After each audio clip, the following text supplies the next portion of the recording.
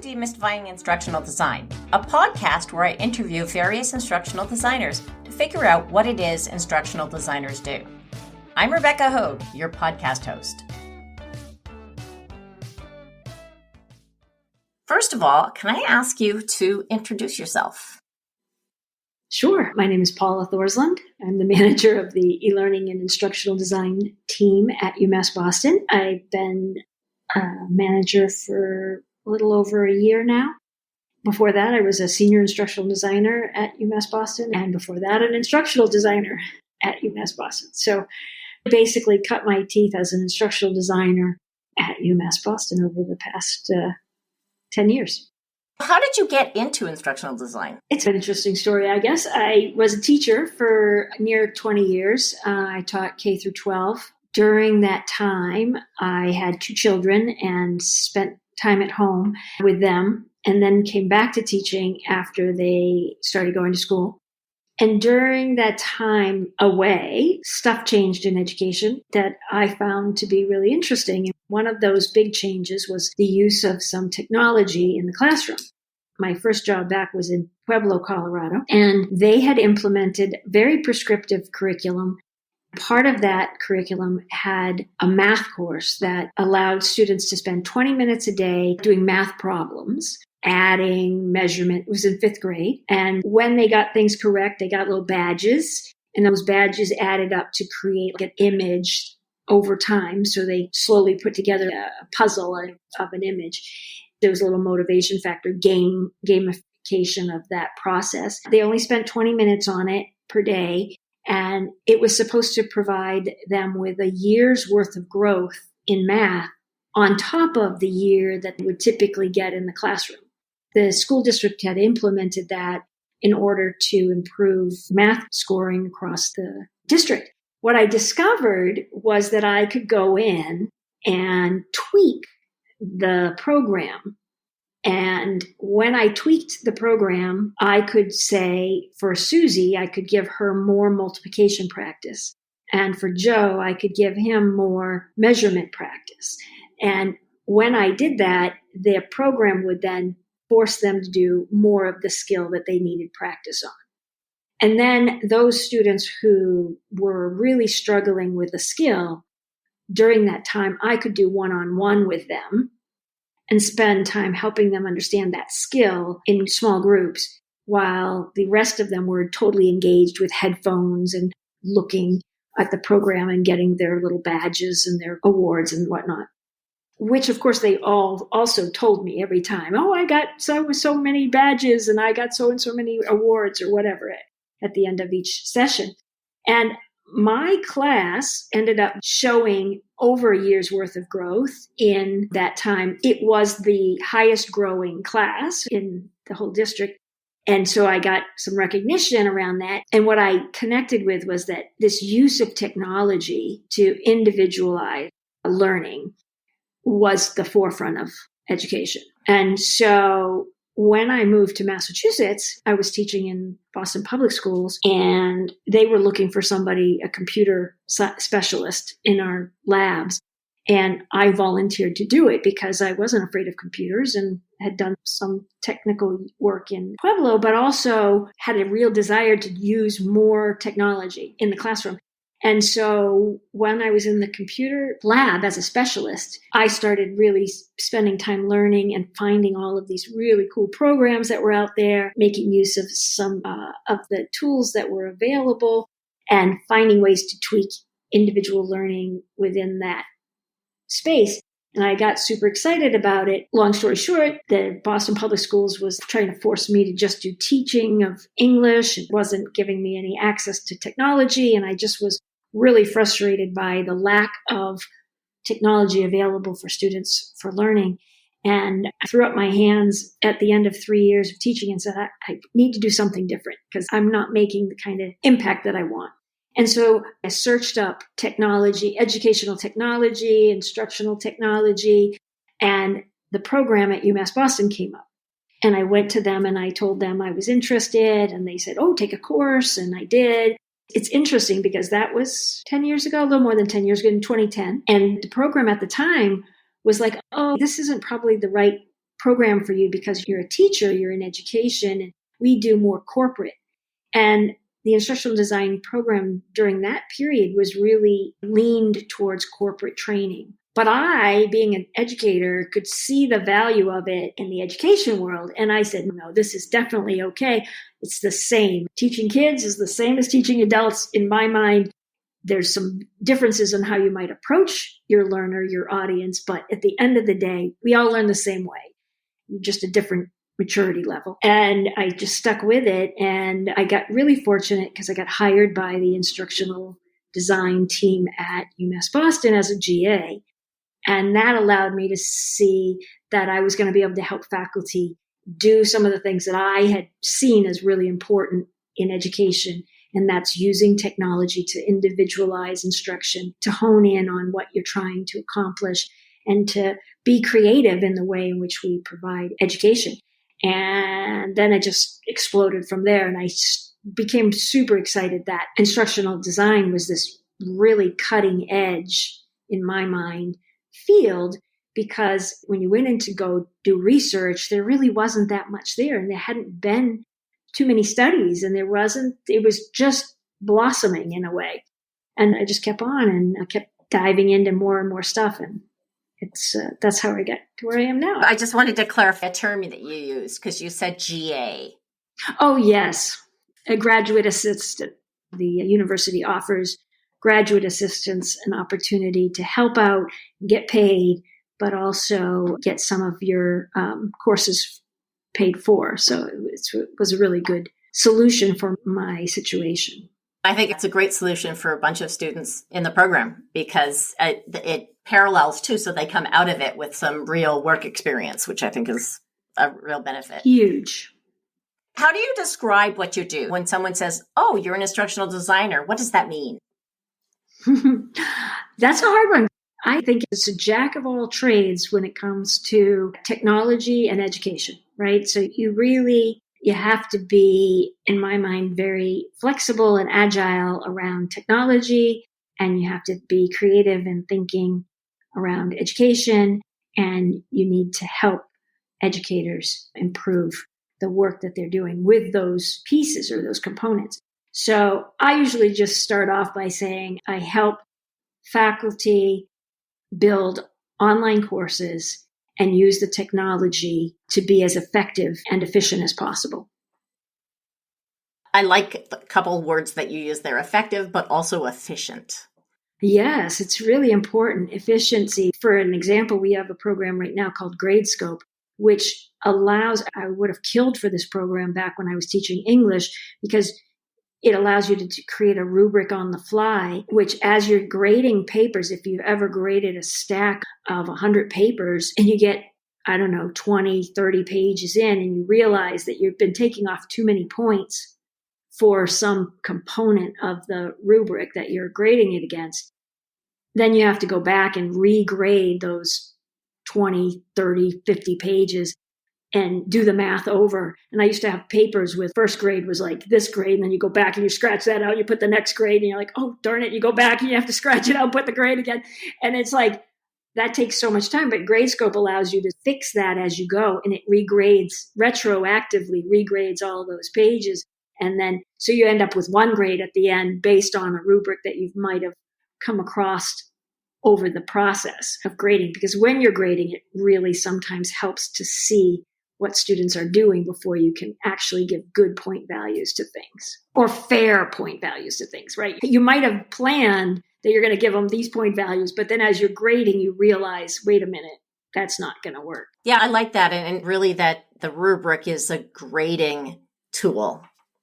Yes, absolutely. 100% a grading tool. But yeah, efficiency is important as a teacher. What are your typical tasks in a day? That's changed over the years. When I first started out as an instructional designer, I did a lot of just one-on-one helping with faculty. I did a lot of research. I spent a lot of time playing and testing out ideas, because, and this is something I teach in my course too, is that you need to go through the whole cycle, right? You need to create the thing that you want. You need to test it out. You have to be the student. You have to go through the student experience. Then you have to come back to it as a teacher, and you have to constantly do this cyclical look at what you're trying to accomplish and ask yourself, am I meeting my outcome, my goal? That's a testing process. And when you're using a tool, a new tool, when you're learning new tools, technology tools, you have to go through that process over and over again to say, is this going to actually work for what I want it to do?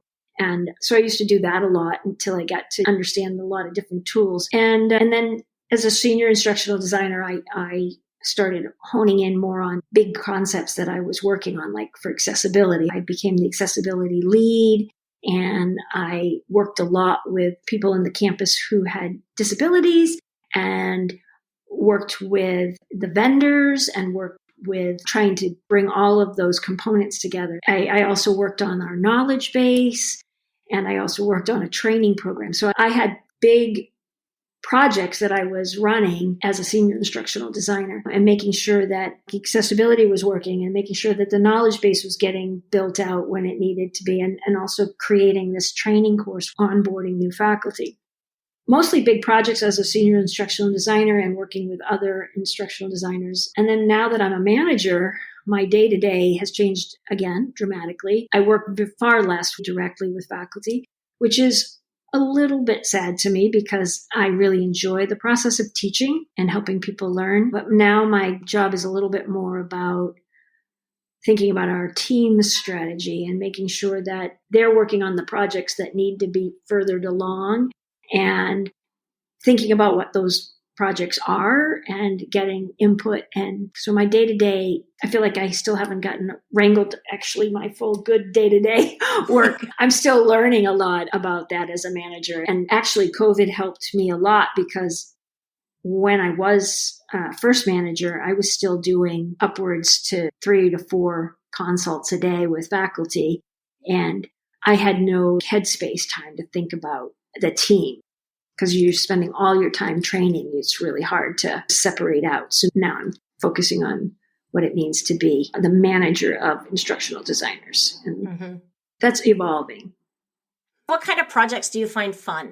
Oh, projects that I find fun. I think all the projects that I did to becoming a manager were really fun. The accessibility, when we brought in Ally, which is a product that I brought in to UMass Boston to try to help faculty to identify their inaccessible materials and have them learn about how to make their materials accessible. And when you're talking about accessibility, you're talking about people with disabilities. If they're blind, being able to read a document, or if they're deaf, being able to hear a video or read, have the closed captioning in place. Working on that was really exciting because we brought in a product, we did a lot of training, we stood up a small testing environment where we had students working on helping faculty improve their documents and what that meant and where the problems were, finding the problems. I think anytime that you're doing a project that you're like one that you're interested in or something that you would like to see happen, and then two,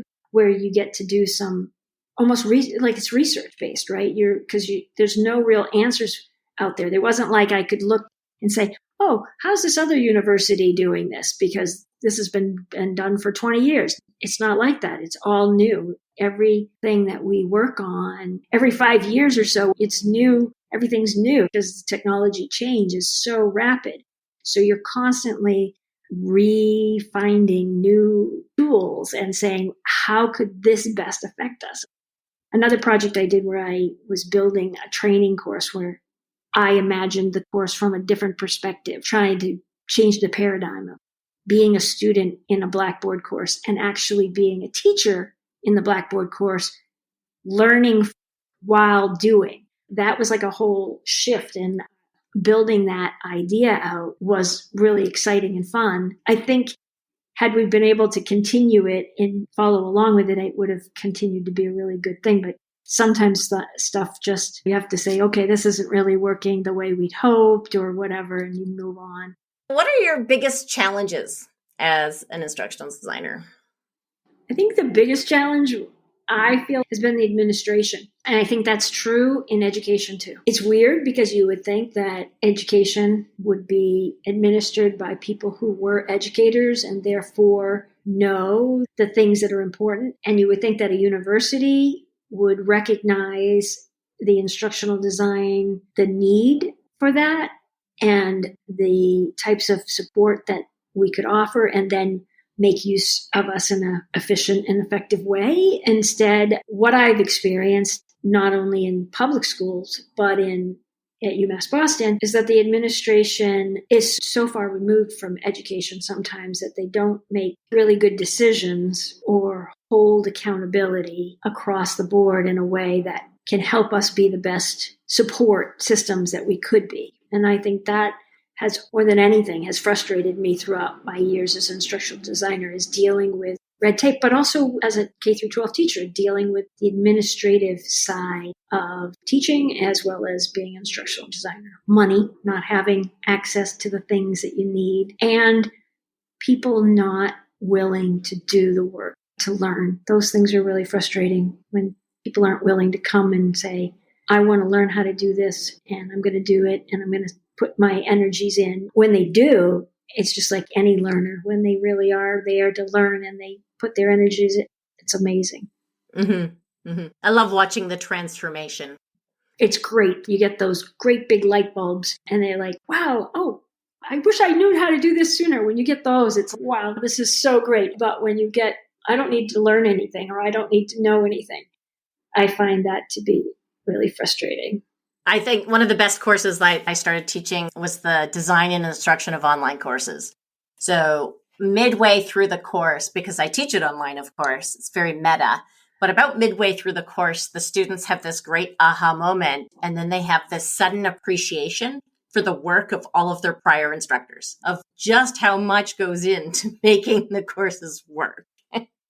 And that aha moment is very rewarding to see and to watch that happen. What skills do you find most useful in the work that you do? I think for me, I feel like my creativity is super important. I think that knowing what tools can do. So there are a ton of tools out there, and you can get overwhelmed, but understanding that at the end of the day that they fall into categories of what they can accomplish. I say this to my students a lot too. Most of these all roll back to some of the basic, so low tech versus high tech. Low tech, what do you want to accomplish without any technology? You want to turn and talk to your neighbor, or you want to do a brainstorm, or you want to do a survey, have a poll, ask kids, what do you think? Or all of these tools that you might do low tech in the classroom have a high tech version out on the internet, apps, and there are brainstorming, let's say, for one example. There are like, I don't know, I venture to guess more than 30 brainstorming tools out there, mind mapping tools, I'm sure. You have to say, I'm looking to mind map, what could the technology bring that's different? Knowing these sort of categories of things that tools do, but then to honing in on what you might find that's more useful and easier for the user. Some of my skills revolve around recognizing those differences and being able to hone in and remember that there's lots of them and lots of solutions, and that there's not just one answer to any of this, that there's lots of ways to get at your goal. So I'd say communication, creativity, and thinking a lot about the categories and tools that are out there. And that means putting the effort in and the time in to learn those things. If you're just going to go to become an instructional designer and just know how to tell people to click this or that in Blackboard, you're an instructional technologist for that one tool. And a designer thinks about what the outcome is and then works it backwards and says, how can I get there the most efficient and effective way? And what tool do I need to do that? Or do I need a tool at all?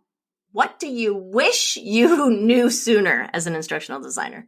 So I don't know if I wish I knew it sooner, but it's definitely one of the things that I don't know when I honed in on it, but it was definitely after I finished school and I was working with faculty and team. It was the communication class. So the communication class, at the time I was taking it, I remember thinking I didn't really see how it mapped in at 100%. Like I understood communication is important, yeah. But the course that I took and the teacher and what he was teaching, I was a little unsure about it. But it's the one course probably of all of the courses that I reference the most in my work that I do today. And it really revolves around the fact that communication is key to being a good instructional designer. And I spend a lot of time saying this to my staff, and I say it to the GAs that we have, the graduate assistants, and anybody who will listen. My thing with communication that I discovered, or I felt like I discovered, my aha moment was, wow, nobody knows what they're talking about. They're just talking about what, from their perspective, what they think they know. And you, as an instructional designer, have to really listen to what they're saying and not make judgments based on the words that they use. So they might say, I'm trying to do this assignment. And at the end of the whole thing, they're not even trying to do an assignment at all. They're trying to set up a place to turn in an assignment, or they're trying to figure out what a student knows based on something. Their words can get in the way of you helping them, because teachers come to us without the deep technological knowledge that we build over time. And we have to be ever vigilant not to assume that they know the same things we know, speak the same way we speak. So there's a lot of jargon and words and ideas in there that it's really important that you don't assume. You have to say, okay, what I hear that you're saying is that you want to do this and that. And then have them come back at you and say, oh no, that's not really what I want at all. And so or that is exactly what I want. And then, because they don't know all the time when they come to you what they want to do or how they want to do it. They might think they know, and they might come at you with some very specific, I want to do this and this. And you're like, and if you just listen to that, you would turn around and create that for them. Then they'd say, this isn't what I asked for. This isn't what I want. And then you're back at square one. But if you listen to that first and then check with them and be sure that you understand what they're trying to do, you can find places really where you can help them do it better. Mm-hmm. That's, I think, the job of a designer, is to sort of break apart what it is that they think that they want to do, help them see what they want for their outcome, and then map it back for them. Get in there and really find the best and quickest way to that solution for them. And sometimes we forget as people that communication is super important, and definitely as instructional designers. And I think that is the one thing that, I don't know if I wanted to know it sooner. I wish everybody would spend more time learning about that part, because I think it really makes a huge difference. That's interesting. I think back to my master's, and we didn't do a communications course in my master's program, but I know that it's one in the UMass Boston program, and students love it. So I think, yeah, it's really important. Yeah, it's super important. What advice would you give to new instructional designers? Or what advice do you give to new instructional designers, since you hired a lot of them?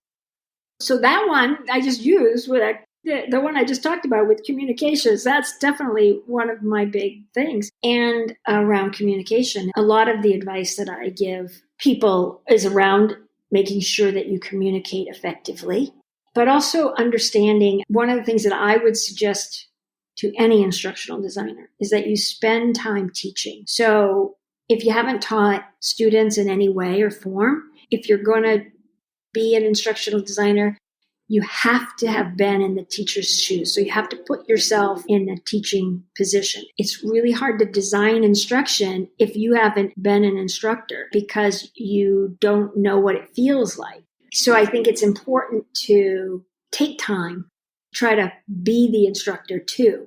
So that means, I don't know, going and teaching people how to do some hobby of yours. One of my staff does photography, and she's now teaching in the Ollie program, teaching people how to do photography.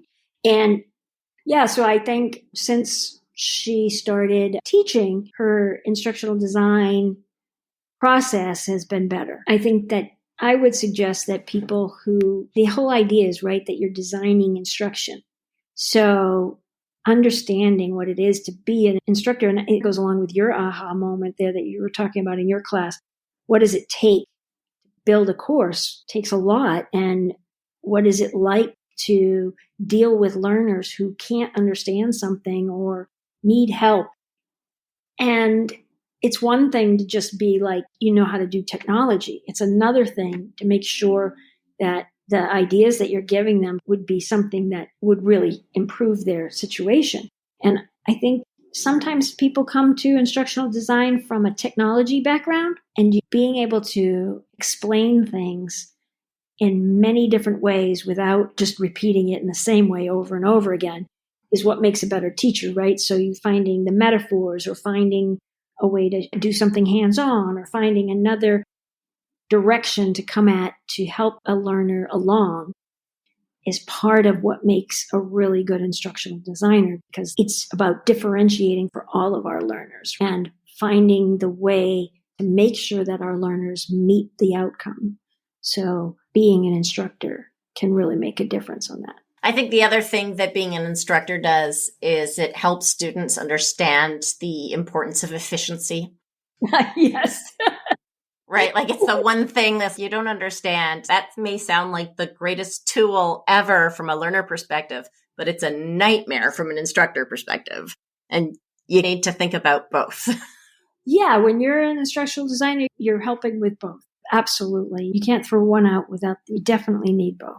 The last question I like to ask everybody is, what's your prediction for the future of instructional design? There's going to be huge growth, I think, in instructional design over, I'd say, the next 20 years, because I feel like I said before, 2010, we were on the cutting edge. There's tons of opportunity for research in this field. One of the things that I've even thought about doing more of.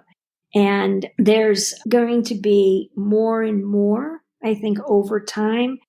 We've seen with COVID, this need to pull back from community and work through the internet and be online to teach. I think we're going to see more of that in the future.